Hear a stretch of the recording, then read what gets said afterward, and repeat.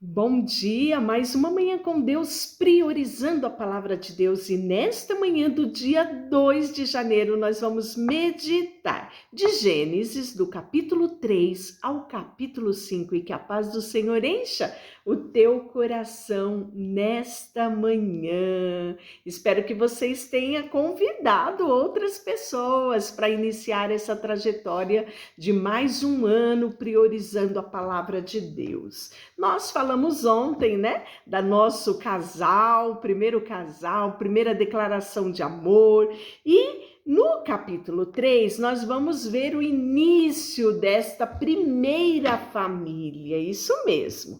Diz que assim, que a serpente era o mais astuto de todos os animais selvagens que o Senhor Deus havia criado. E certa vez ela perguntou à mulher: Deus realmente disse que vocês não devem comer do fruto de nenhuma árvore do jardim? E aí Eva respondeu para ela: Podemos comer o fruto do jardim, das árvores do jardim, respondeu a mulher. É só do fruto da árvore que está no meio do jardim que não podemos comer. Deus disse: Não comam e nem sequer toquem do fruto daquela árvore. Se o fizer, morrerão. Claro que vocês não vão morrer, respondeu a serpente à mulher. Deus sabe que no momento em que comerem do fruto, seus olhos se abrirão e, como Deus, conhecerão o bem e o mal.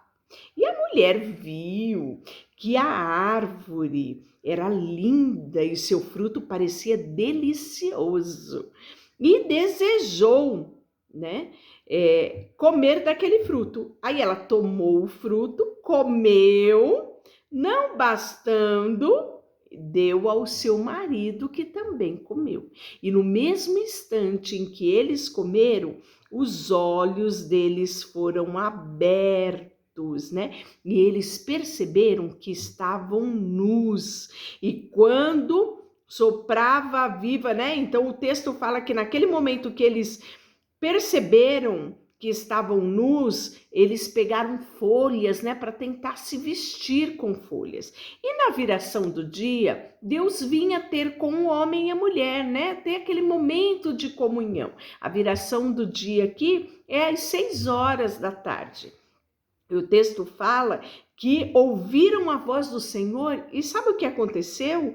Eles se esconderam por entre as árvores. Então, o que era um momento extraordinário para o homem e para a mulher, que era esse momento de comunhão, momento onde eles contavam a novidade, o que eles tinham percebido, o que eles tinham feito durante o dia, se tornou um problemão, porque eles estavam com medo, com vergonha e se esconderam. E Deus chamou quem? O homem, né?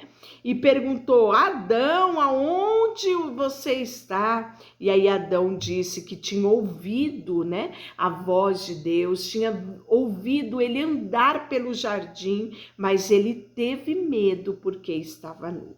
E aí Deus perguntou para ele: mas quem é que disse que você estava nu, Adão? E aí perguntou: você comeu do fruto da árvore que eu lhe ordenei que não comesse? Esse momento era o momento de Adão parar e dizer: Deus, eu comi. Realmente, Deus, eu comi, me perdoe. Mas sabe o que aconteceu? Adão não admitiu que era culpado, não admitiu que tinha comido, logo começou a apontar o erro, que não era problema dele, era o problema a mulher que Deus deu a ele, ofereceu o fruto para ele e ele comeu. E aí Deus vai perguntar para a mulher, né? Mulher, o que foi que tu fizeste? A mulher devia: oh, Deus, me perdoa porque eu comi do fruto e dei para o meu marido. Mas sabe o que ela falou? Olha só, a serpente me enganou, respondeu a mulher. Foi por isso que eu comi. E aí não tinha para onde mais, né? A serpente não tinha mais para quem apontar. E aqui nos ensina algo muito importante, que nós precisamos assumir as responsabilidades dos nossos atos. Deus, ele sabe que nós somos frágeis, que nós somos pecadores, e ele sabe que nós vamos pecar. 1 João 1:9 diz: se confessar os vossos pecados, ele é fiel e justo para te perdoar e te purificar de toda injustiça. Mas para você ter o perdão, é necessário o arrependimento. E para o arrependimento é necessário o reconhecimento do meu ato. Aqui começou, né? O empurra. Adão empurrou para a mulher empurrou para a serpente, e ninguém se achava culpado nesta história. A verdade é que todo pecado tem suas consequências. E aí logo Deus chamou, né? Item por item desse grupo, né? Primeiro a serpente, disse que ela era maldita, que ela, na verdade, arrastaria-se sobre o próprio ventre, rastejaria sobre o pó enquanto ela viver, que ela teria inimizade, né? Entre ela e a mulher, e entre as descendências dela. E ele lhe feriria a cabeça e você lhe ferirá o calcanhar. Logo depois vem a sentença sobre a vida da mulher. Farei mais intensa as dores da tua gravidez, né? Então, com certeza, a mulher para parir um filho, para dar à luz, ela sentia algum incômodo, mas a palavra diz que em consequência ao pecado, as dores do parto, da gravidez seriam intensificadas. E aí, com dor você dará à luz, e o seu desejo será para o teu marido, e ele te dominará. O próximo é o homem. Olha as consequências. Uma vez que você deu ouvido à sua mulher e comeu da árvore cujo fruto ordenei que não comesse, maldita é a terra por sua causa, né? Então o homem, ele tinha o prazer de dominar. Deus deu a ele o domínio sobre a terra, sobre todos os animais, né? E aqui, por consequência do pecado, fala que a terra se tornou maldita. Ele teria que ter muito trabalho para ter o seu próprio sustento, ou seja, a vida não seria mais fácil. E aí o texto fala que a terra passou a produzir espinhos e ervas daninhas. Olha que consequência terrível, não é? Tudo por conta do pecado. E o texto fala também que ele teria que buscar o sustento dele com o suor do rosto, né?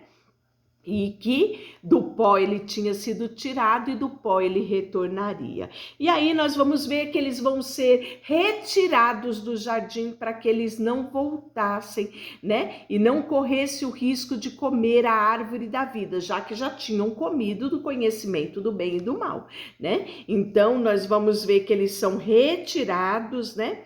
E logo em seguida Adão vai visitar a sua mulher, ter relações com a sua mulher, com Eva, e ela vai engravidar e ela vai dar à luz a Caim. E houve uma grande expectativa dela em relação ao Caim. Sabe qual que Caim significava para ela? Com a ajuda do Senhor tive um filho.